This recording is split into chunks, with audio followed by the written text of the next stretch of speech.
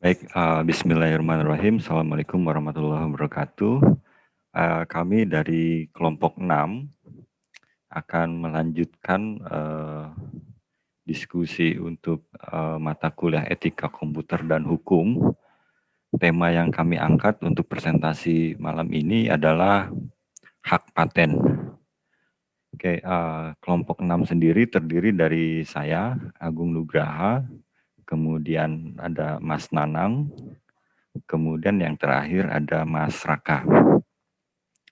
Oke,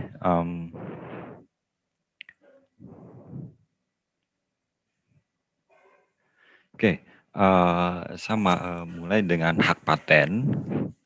Apa sih sebenarnya pengertian dari hak paten itu? Hak paten terdiri dari dua suku kata. Yang pertama adalah hak yang berasal dari bahasa Arab, hak yang merupakan bentuk tunggal dari kata hukuk, yang istilah hak diambil dari akar kata hakko, yahiku, hakoon yang berarti benar, nyata, pasti, tetap, dan wajib.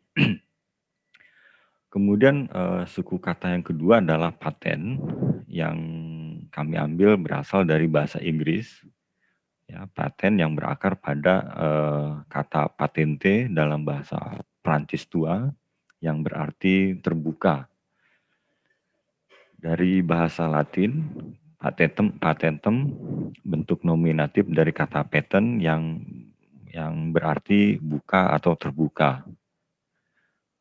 Bentuk sedang dari kata kerja patere dalam bahasa Latin yang berarti terbuka atau membuka, yang merujuk dari bahasa Proto-Indo-European, piti yang berarti untuk menyebarkan, yang merupakan kependekan dari kata litere patentis dalam bahasa Latin abad pertengahan yang berarti surat terbuka. Kalau diambil dari pengertian yang di atas, bisa dikatakan bahwa hak paten lisensi yang diberikan oleh pemerintah yang mencakup penemuan baru dan berguna yang memberikan hak eksklusif untuk pemanfaatan penemuan tersebut untuk jangka waktu tahun tertentu, bermula tahun 1580-an.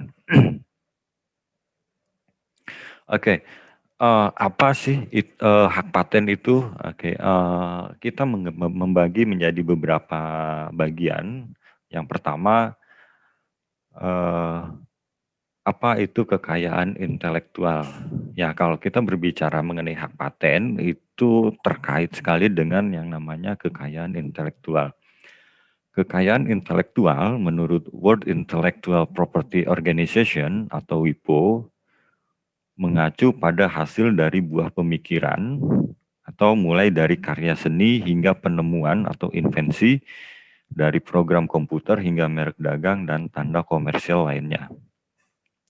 Hak kekayaan intelektual atau haki merupakan perlindungan yang diberikan oleh negara bagi pemegang hak atas KI tadi, KI mereka terhadap segala bentuk eksploitasi dan penyalahgunaan yang menyebabkan kerugian, baik itu kerugian secara material maupun kerugian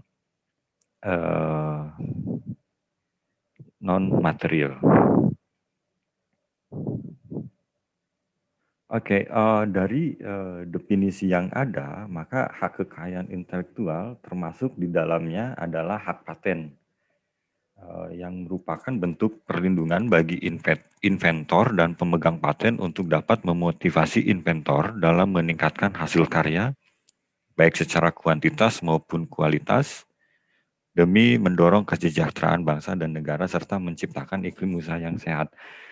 Ada dua kategori utama dalam haki. Yang pertama itu adalah hak properti industri, kemudian yang kedua adalah hak cipta. Hak properti industri sendiri pengertiannya adalah hak properti yang mencakup hak paten untuk penemuan atau invensi merek dagang desain industri, indikasi geografis, rahasia dagang, dan desain tata letak sirkuit terpadu. Adapun yang terkait dengan hak cipta itu diantaranya adalah meliputi karya sastra, seni, ilmiah, termasuk pertunjukan dan siaran. Oke. Oke, berikutnya apa yang dimaksud dengan paten? Oke, menurut WIPO, definisi paten adalah hak eksklusif yang diberikan untuk sebuah penemuan atau invensi yang merupakan produksi atau proses yang menyediakan secara umum cara baru dalam melakukan sesuatu atau menawarkan solusi teknis baru untuk suatu masalah. Sedangkan menurut pasal 1 Undang-Undang RI nomor 13 tahun 2016 tentang paten, paten adalah hak eksklusif yang diberikan oleh negara kepada investor atas hasil investasinya di bidang teknologi untuk jangka waktu tertentu, melaksanakan sendiri invensi tersebut atau memberikan persetujuan kepada pihak lain untuk melakukannya. Oke, kalau dari tadi kita mendengar ada dua kata, invensi dan inventor. Oke, sebenarnya apa sih invensi itu? Invensi merupakan ide dari inventor yang dituangkan ke dalam suatu kegiatan pemecahan masalah yang spesifik di bidang teknologi, dapat berupa produk atau proses atau penyempurnaan dan pengembangan produk atau proses. Kita ambil dari pasal 1 Undang-Undang RI nomor 13 tahun 2016 tentang paten. Oke. Yang berikutnya adalah inventor. Siapa sih yang dimaksud dengan inventor dan sebenarnya siapa yang memiliki hak atas sebuah paten? Oke, inventor merupakan seorang yang secara sendiri atau beberapa orang yang secara bersama-sama melaksanakan ide yang dituangkan ke dalam kegiatan yang menghasilkan invensi. Kami kutip dari pasal 1 Undang-Undang RI nomor 13 tahun 2016 tentang paten. Sedangkan pemegang paket paten pemegang paten adalah investor. Sebagai pemilik paten, pihak yang menerima hak atas paten tersebut dari pemilik paten atau pihak lain yang menerima lebih lanjut atas paten tersebut yang terdaftar dalam daftar umum paten. Oke, kami kutip dari pasal 1 Undang-Undang RI nomor 13 tahun 2016 tentang paten. Oke, yang berikutnya, perlindungan paten apa saja sih yang ada di Indonesia? Yang pertama itu ada perlindungan paten, ya. Kami ambil dari pasal 3 Undang-Undang RI nomor 13 tahun 2016 tentang paten. Kemudian yang kedua adalah perlindungan paten sederhana. Oke. Perlindungan paten sebagaimana dicantumkan dalam pasal 3 ayat 1 Undang-Undang RI nomor 13 tahun 2016 merupakan perlindungan yang diberikan untuk invensi yang baru. Ya. Untuk invensi yang baru mengandung langkah inventif dan dapat diterapkan dalam industri. Oke. Sedangkan perlindungan paten ya atau yang dikenal sebagai patent utilitas sebagaimana yang dicantumkan dalam pasal 3 ayat 2 tadi merupakan perlindungan yang diberikan untuk setiap invensi baru, pengembangan dari produk atau proses yang telah ada dan dapat diterapkan dalam industri. Nah, jadi bedanya kalau untuk perlindungan paten itu untuk yang baru, sedangkan perlindungan paten sederhana lebih sifatnya kepada pengembangan dari proses atau produk yang sudah ada. Oke, berikutnya berapa lama jangka waktu perlindungan paten? Oke, yang pertama masa perlindungan paten diberikan untuk jangka waktu selama 20 tahun sejak tanggal penerimaan permohonan paten dan tidak dapat diperpanjang. Kami ambil dari pasal 2 ayat 1 dan 2 Undang-Undang RI nomor 13 tahun 2016 tentang paten. Kemudian berikutnya, masa perlindungan paten sederhana diberikan untuk jangka waktu 10 tahun sejak tanggal penerimaan permohonan paten sederhana dan tidak dapat diperpanjang. Diambil dari pasal 23 ayat 1 2 Undang-Undang RI nomor 13 tahun 2016 tentang paten. Kemudian yang terakhir, masa perlindungan berlaku selama biaya pemberian dibayarkan pada waktunya dan tidak ada permintaan untuk invalidasi atau penarikan yang dilakukan pada rentang waktu tersebut.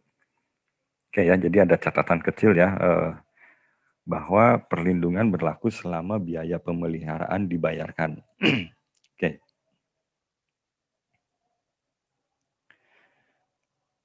Selanjutnya akan dilanjutkan oleh Mas Nanang yang akan menjelaskan bagaimana sih memperoleh hak paten. Oke, untuk waktunya saya persilakan Mas Nanang.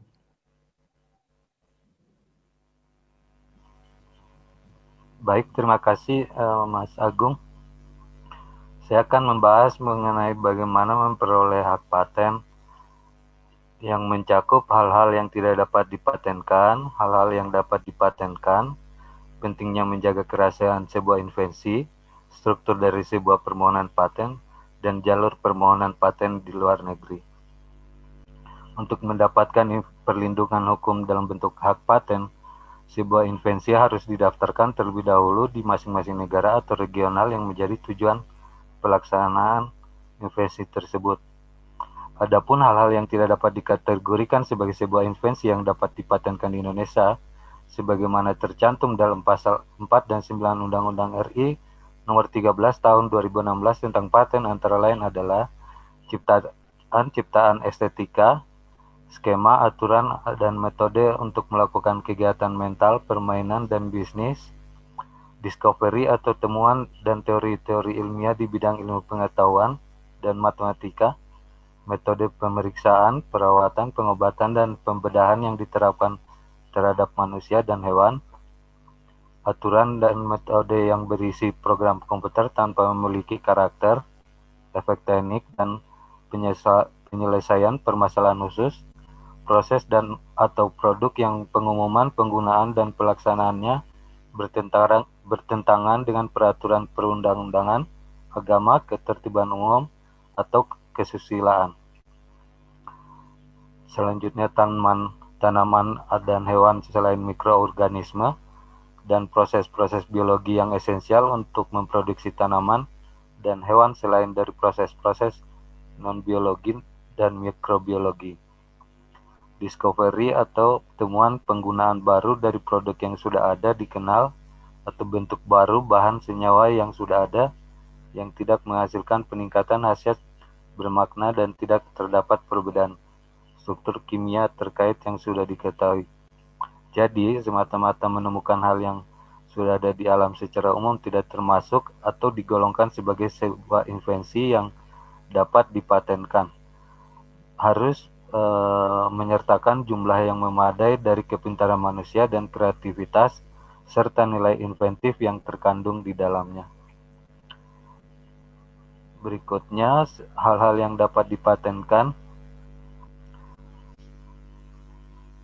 Sebuah invensi harus dan wajib memenuhi beberapa syarat, yaitu memenuhi kriteria sebagai invensi yang dapat dipatenkan. Kriteria yang dimaksud di sini sebagai invensi yang dapat dipatenkan adalah tidak termasuk ke dalam hal-hal yang telah disebutkan sebelumnya sebagai yang tidak dapat dipatenkan. Kedua, merupakan sesuatu yang baru atau memenuhi syarat kebaruan. Sebuah invensi dianggap atau memiliki nilai kebaruan jika invensi tersebut bukan merupakan bagian bentuk dari prior art. Prior art secara umum mengacu pada semua hal yang berhubungan dengan pengetahuan teknis yang diketahui oleh masyarakat dimanapun tempatnya sebelum tanggal penerimaan pertama dari permohonan paten yang bersangkutan. Yang ketiga, memiliki langkah inventif, persyaratan akan adanya hal yang tidak terduga. Sebuah invensi dianggap sudah memiliki langkah inventif jika dengan mempertimbangkan prior art, invensi tersebut merupakan hal yang tidak dapat diduga bagi orang yang ahli dalam bidang teknologi tertentu, khususnya teknologi yang berkaitan dengan invensi yang hendak dipatenkan. Persyaratan ini dimaksudkan untuk memberikan jaminan bahwa paten yang diberikan berkaitan dengan pencapaian yang kreatif dan inventif, tidak terhadap pengembangan yang dapat dengan mudah dilakukan oleh orang yang memiliki keahlian yang meskipun bersifat biasa dari produk yang sudah ada, dapat dipakai dalam industri. Persyaratan manfaat atau kegunaan untuk dapat dipatenkan sebuah invensi harus dapat diterapkan dalam industri atau untuk tujuan bisnis. Sebuah invensi juga tidak dapat hanya berupa fenomena teoritis. Hal tersebut harus bermanfaat dan memberikan beberapa keuntungan praktis. Istilah di industri dimaksud di sini adalah arti yang paling luas sebagai sesuatu yang berbeda dari kegiatan intelektual atau estetika, meliputi misalnya pertanian, salah satu contohnya. Yang terakhir, sebuah invensi harus diungkapkan dengan cara yang jelas lengkap dalam permohonan paten, yaitu persyaratan pengungkapan. Menurut perundang-undang yang berlaku di sebagian besar negara, permohonan paten harus mengumumkan invensi tersebut dengan cara yang cukup jelas, lengkap, mengenai invensi tersebut agar bisa dilaksanakan oleh ahli yang dalam bidang teknik khusus tersebut. Namun demikian, sangat penting untuk menjaga kerahasiaan sebuah invensi. Jika ingin memperoleh sebuah paten atau invensi yang dimiliki, maka menjaga kerahasiaan invensi tersebut sebelum dilakukannya permohonan merupakan hal yang sangat penting. Membuka atau mengumumkan sebuah invensi kepada masyarakat, baik melalui konferensi ataupun pidato biasa sebelum dilakukannya permohonan paten akan merusak kebaruan sebuah invensi. Setelah pengumuman tersebut akan berlaku grace period terhadap invensi tersebut, yaitu masa 6 hingga 12 bulan sejak pertama kali invensi tersebut diumumkan hingga saat inventor atau pemohon mengajukan permohonan paten. Apabila melewati akhir masa grace period belum dilakukan permohonan paten, maka invensi tersebut akan hilang unsur kebaruannya. Oleh karena itu, sangatlah penting bagi seorang inventor atau peneliti dan perusahaan untuk tidak melakukan pengumuman sebuah invensi yang dapat berakibat pada patentabilitas invensi tersebut dalam permohonan atas invensi yang tersebut. Selanjutnya,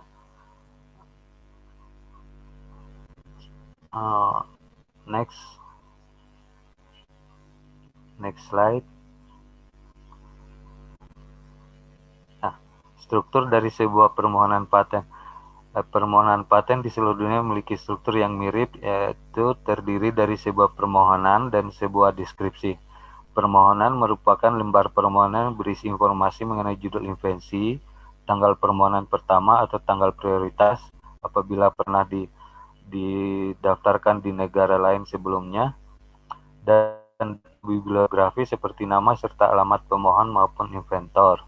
Sedangkan lembar deskripsi merupakan ringkasan singkat mengenai ringkasan terperinci mengenai invensi tersebut yang berisi judul invensi, cakupan teknologinya, ringkasan latar belakang penelitiannya, ringkasan gambar dan detail invensi maupun klaim yang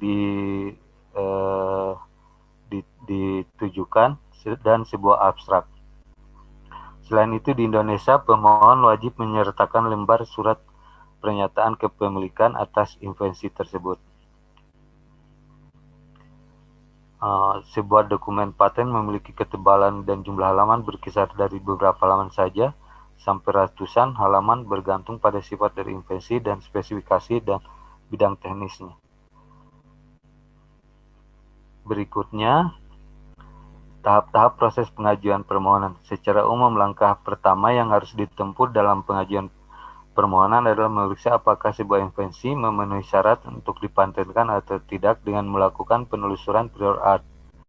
Dengan lebih dari 40 juta paten yang telah diberikan di seluruh dunia dan berjuta-juta publikasi yang dicetak, akan banyak kemungkinan prior art yang potensial terhadap permohonan paten yang akan diajukan. Penelusuran prior art wilayah Indonesia dapat dilakukan melalui database Patenscope pada situs WIPO, sedangkan untuk regional ASEAN dapat dilakukan melalui database Patenscope pada situs ASEAN IP. Penelusuran yang tepat dan efektif mengenai database paten akan memberikan informasi yang bermanfaat tentang hal-hal terkait invensi yang diajukan maupun dapat mencegah penghamburan biaya untuk sebuah permohonan paten jika ternyata paten tersebut memiliki referensi prior art yang bisa mencegah untuk disetujui. Tahap selanjutnya adalah pengajuan pemohonan. Pengajuan pemohonan dapat dilakukan secara daring atau luring ke kantor yang berwenang atas penerbitan hak kekayaan intelektual. Dalam hal ini, di Indonesia adalah Direktorat Jenderal Kekayaan Intelektual atau DJKI. Adapun prosedur pengajuannya sangat cukup gampang, hanya dengan melakukan pendaftaran dan mengunggah formulir-formulir pada situs resmi DJKI yaitu patents.dgip.go.id.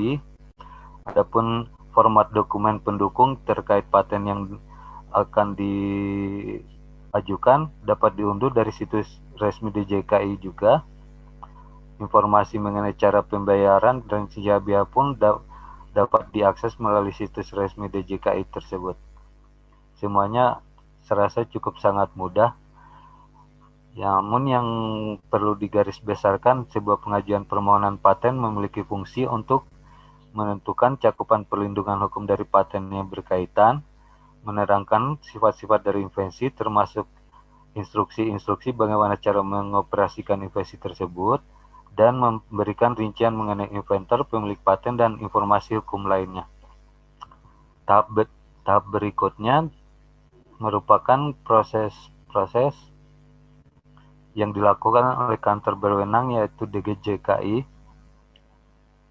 Setelah pengajuan permohonan dilakukan pemohon, yaitu yang berikutnya pemeriksaan administratif.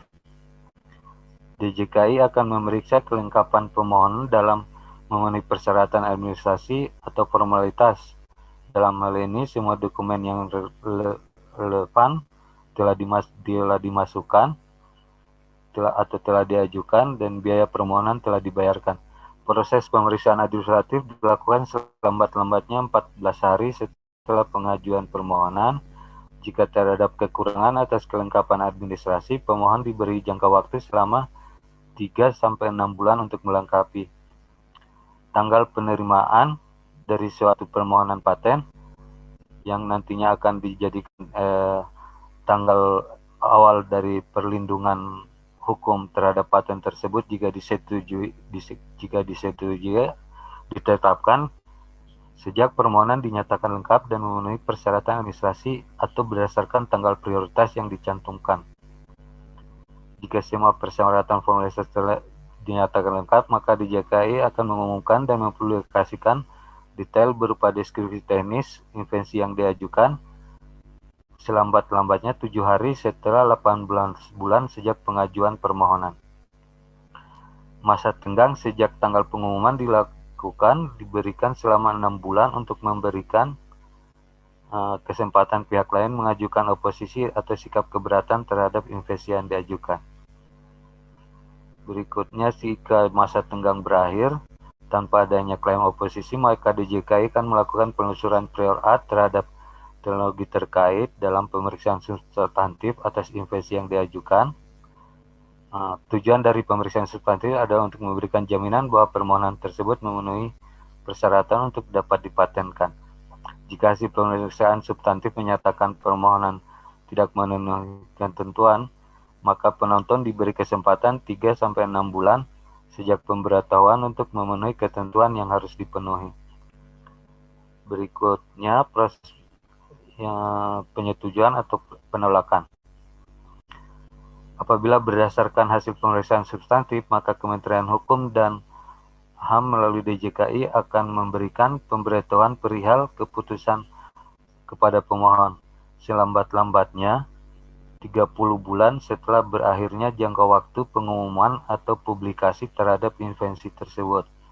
Dalam hal penolakan pemohonan, pemohon diberi kesempatan selama 3-6 bulan sejak pemberitahuan untuk mengajukan banding dan atau langkah-langkah hukum yang dirasa perlu sebagai tanggapan atas keputusan penolakan tersebut. Jika kemudian permohonan invensi yang diajukan dinyatakan atau diputuskan melalui pengadilan memenuhi persyaratan untuk mendapat persetujuan hak paten, maka Kementerian Hukum dan HAM RI melalui DJKI akan menerbitkan sertifikat hak paten selambat-lambatnya 2 bulan setelah penyetujuan permohonan. Penerbitan sertifikat menjadi tanda bukti perlindungan hukum atas paten. Namun, masa berlakunya perlindungan hukum itu sendiri terhitung surut sejak tanggal penerimaan permohonan, yaitu saat permohonan dinyatakan memenuhi persyaratan administratif atau sejak tanggal prioritas yang tercantum dalam permohonan. Keseluruhan proses dari pengajuan permohonan hingga penerbitan sertifikat paten bisa memakan waktu 2-5 tahun. Yang perlu dicatat bahwa tahap pemrosesan permohonan paten oleh kantor yang berwenang di berbagai negara bisa berbeda tergantung regulasi di negara atau wilayah regional tersebut. Selanjutnya akan kita bahas mengenai jalur permohonan paten di luar negeri. Dan yang penting untuk selalu diingat bahwa paten merupakan hak teritorial, yang berarti bahwa sebuah invensi hanya dilindungi oleh negara atau wilayah yang diperoleh perlindungan patennya. Oleh karena itu, mengingat besarnya biaya pemeliharaan sebuah hak paten, sangat diperlukan pertimbangan yang matang untuk mengajukan permohonan paten di negara yang memiliki prospek pasar yang menguntungkan saja. Adapun caranya, terdapat 3 jalur untuk melindungi sebuah invensi di luar negeri, yaitu jalur nasional atau negara. Permohonan paten dapat diajukan kepada kantor hak kekayaan intelektual negara yang ingin dimintakan perlindungan dengan mengajukan permohonan paten dalam bahasa yang digunakan dan membayar sejumlah biaya yang diperlukan. Jalur ini agak sedikit rumit dan memerlukan biaya yang agak mahal jika jumlah negara yang ingin dimintakan perlindungan jumlahnya cukup banyak. Yang berikutnya adalah jalur regional. Jika negara-negara yang akan diminta perlindungan atas sebuah invensi merupakan anggota dari sistem paten regional, maka perlindungan dapat dimintakan dengan pemberlakuan di semua wilayah atau sebagian wilayah negara anggota sistem paten regional tersebut dengan mengajukan permohonan pada kantor hak kekayaan intelektual regional terkait. Adapun daftar kantor paten regional yang saat ini ada antara lain the African Intellectual Property Organization atau OAPI, the African Regional Intellectual Property Organization atau ARIPO, the Eurasian Patent Organization atau EPO, the European Patent Office atau EPO, dan terakhir the Patent Office of the Gulf Cooperation Council. Cara yang ketiga adalah jika perusahaan memiliki pilihan untuk melindungi sebuah invensi pada sejumlah negara anggota Patent Cooperation Treaty atau PCT, maka harus juga menjadi pertimbangan untuk mengajukan permohonan internasional tersebut. Keuntungan dari mengajukan satu permohonan internasional melalui PCT adalah secara berkelanjutan akan diperoleh perlindungan paten atas sebuah invensi pada lebih dari 125 negara anggota PCT. Permohonan ini dapat diajukan pada kantor hak kekayaan intelektual di negara sendiri atau di kantor haki regional pada kantor perwakilan PCT di Unipos yang berada di Jenewa, Swiss. Untuk lebih mudah melakukan hal tersebut, maka permohonan harus berkewarganegaraan atau bertempat tinggal pada salah satu negara yang bergabung pada PCT, atau usaha yang memiliki harus mempunyai pengaruh nyata atau efektif memiliki pasar pada salah satu negara anggota PCT. Selanjutnya, rekan saya Mas Raka akan membahas mengenai keuntungan apa saja yang dari hak paten. Oke, keuntungan apa saja dari hak paten? Seperti kita tahu, hak paten itu merupakan perlindungan yang diberikan oleh negara terhadap hak istimewa atau hak eksklusif bagi pemegang hak paten. Nah, hak-hak yang diberikan oleh paten itu apa aja sih?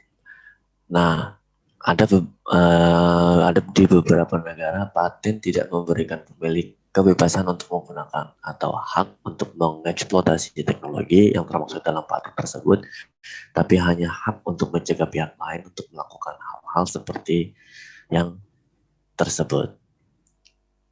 Namun di Indonesia sendiri, sebagaimana dicantumkan pada pasal 19 Undang-Undang RI nomor 13 tahun 2016 tentang paten, hak istimewa tersebut diantaranya satu, hak eksklusif. Nah, hak eksklusif itu untuk melaksanakan sendiri secara komersial atau memberikan hak lebih lanjut atas pelaksanaan invensinya tersebut kepada orang lain. Kedua itu ada hak eksklusif untuk melarang pihak lain yang tanpa persetujuannya melakukan tindakan-tindakan yang dalam hal pertama paten produk, membuat, menggunakan, menjual, mengimpor, menyewakan, menyerahkan, atau menyediakan untuk dijual atau disewakan, atau diserahkan produk yang diberi paten. Yang keduanya itu ada paten proses, menggunakan proses produksi yang diberi paten untuk membuat barang atau tindakan lainnya sebagaimana dimaksud di atas. Ketiga itu ada hak eksklusif untuk melakukan upaya hukum terhadap produk yang diimpor apabila produk tersebut sama atau serupa dengan produk dibuat dengan menggunakan proses yang dilindungi paten di Indonesia yang dimilikinya. Terakhir, hak eksklusif terkait pelarangan tidak terkecualikan untuk kepentingan pendidikan, penelitian, percobaan, atau analisis apabila pelaksanaan atau penggunaan invensi tersebut digunakan untuk kepentingan yang mengarah kepada eksploitasi untuk kepentingan komersial sehingga dapat merugikan bahkan dapat menjadi kompetitor bagi pengguna paten. Dengan kata lain, memberikan hak monopoli untuk jangka waktu tertentu atas pelaksanaan yang bersangkutan dengan invensi yang dipatenkan.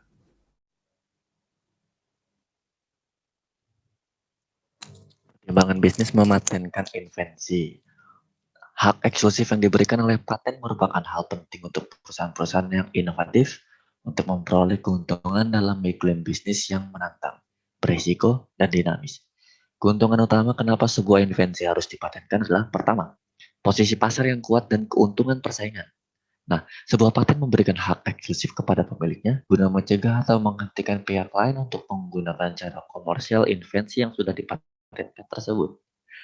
Dengan cara begitu, mengurangi ketidakjelasan, resiko, dan persaingan pendompleng dan pembajak. Yang kedua itu keuntungan yang besar atau laba investasi. Jika sebuah perusahaan sudah menginvestasikan sejumlah waktu dan uang yang signifikan dalam riset dan pengembangan, perlindungan paten dari invensi yang berkaitan akan membantu pengendalian biaya dan memperoleh keuntungan yang tinggi dari investasi yang dilakukan. Ketiga itu ada pendapatan tambahan dari lisensi atau penjualan paten.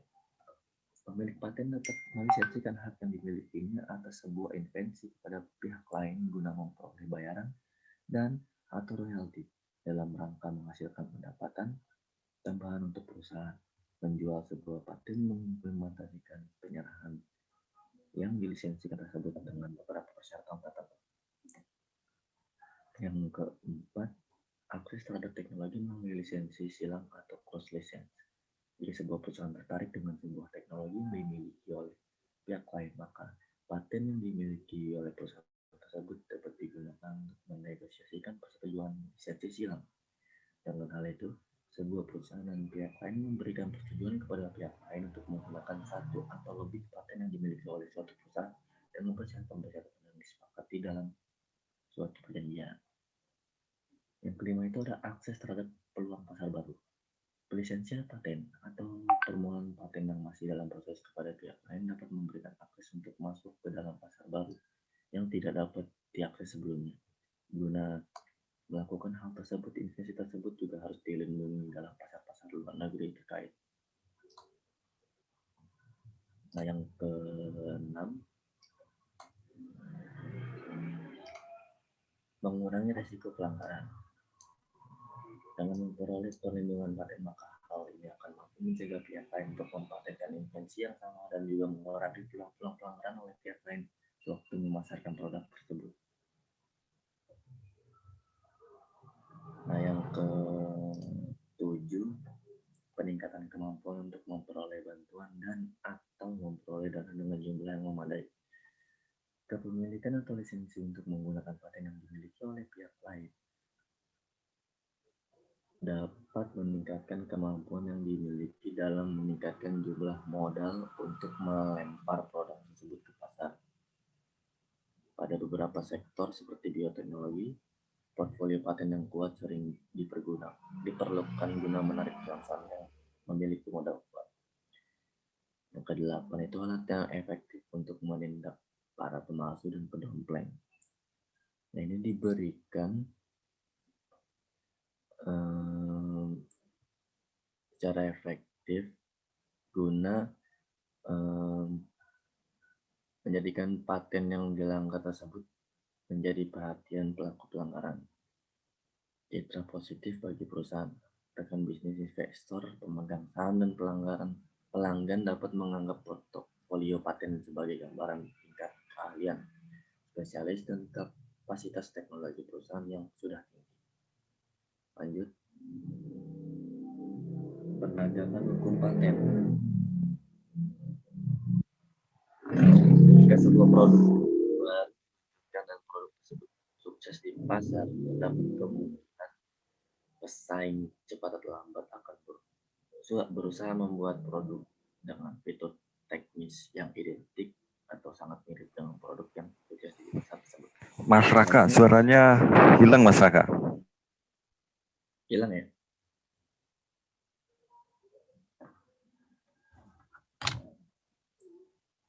Tes ada gak? Lanjut Mas, slide-nya. Oke, lanjut ya. Iya.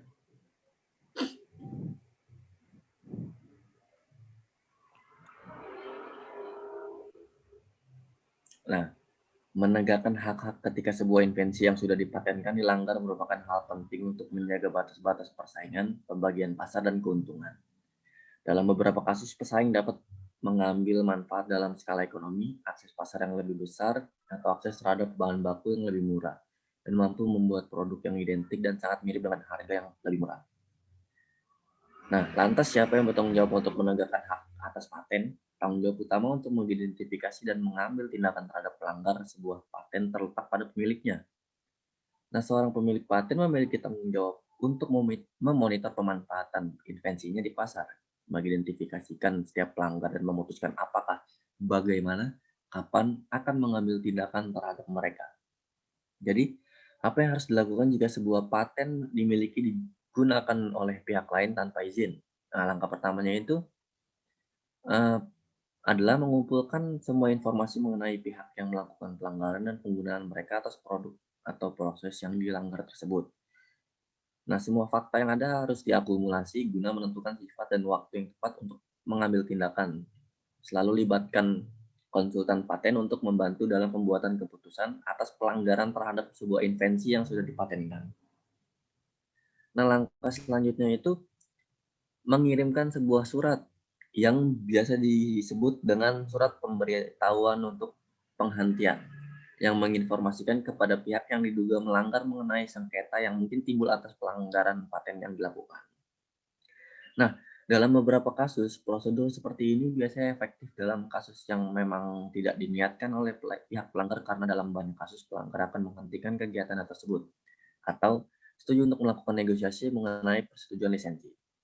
Nah, namun bila pelanggar diduga memiliki tindak kesengajaan, maka langkah yang tepat adalah langsung mengajukan gugatan berdasarkan fakta dan bukti yang dikumpulkan serta meminta putusan sela atau interim injunction kepada pengadilan untuk memerintahkan pelanggar yang diduga tersebut untuk menghentikan kegiatan mereka.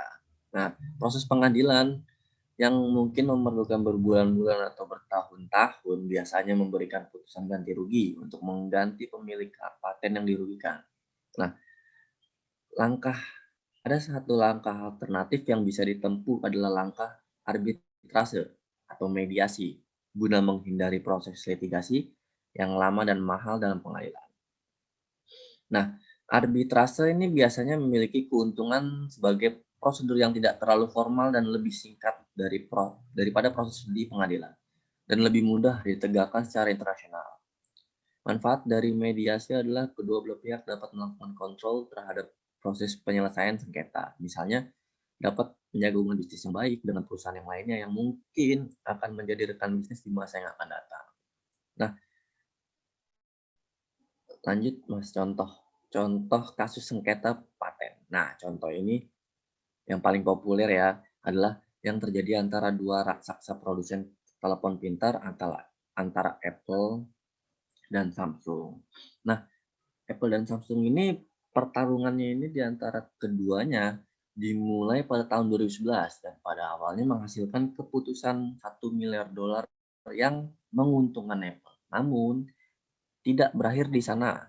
Rangkaian banding mendorong perselisihan ke Mahkamah Agung karena perusahaan terus mengulangi paten mana yang dilanggar dan baru-baru ini beberapa banyak Samsung berutang kepada Apple karena pelanggaran tersebut.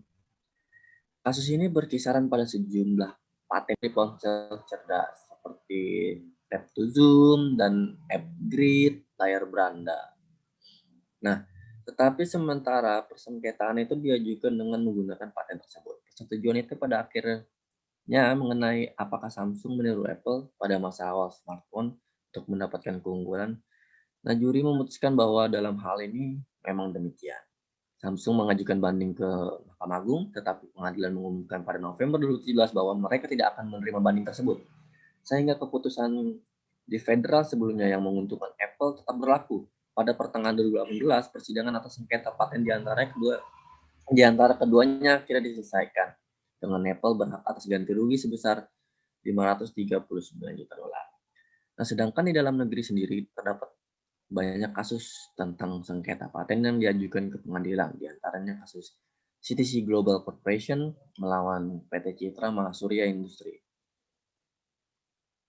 Nah, ini dalam kasusnya ini diajukan pada tanggal 20 Februari 2021, masih baru. CTC Global Corporation menggugat PT Citra telah melakukan pelanggaran paten berkaitan dengan kabel yang diperkuat inti komposit konduktor aluminium dan metode pembuatannya dengan nomor paten IDP 0023058. Aluminium Conductor Composite Core atau ACCC milik CTC Global Corporation dengan segala akibat hukumnya. Nah, selain menuntut sejumlah ganti rugi, CTC juga meminta pengadilan agar memerintahkan Citra Mahasurya menghentikan pembuatan, penggunaan, promosi, dan atau perdagangan produk-produk kabel HVCRC atau High Voltage Composite Reinforced Conductor. Nah, kasus ini berakhir dengan perdamaian melalui proses arbitrase yang ditetapkan mengikat oleh Pengadilan Niaga Jakarta Pusat pada tanggal 12 April 2021 kemarin, di mana pihak Citra Mahasurya selanjutnya bersedia menandatangani kotak lisensi tidak khusus atas aktivitas berkaitan hak paten tersebut. Terima kasih.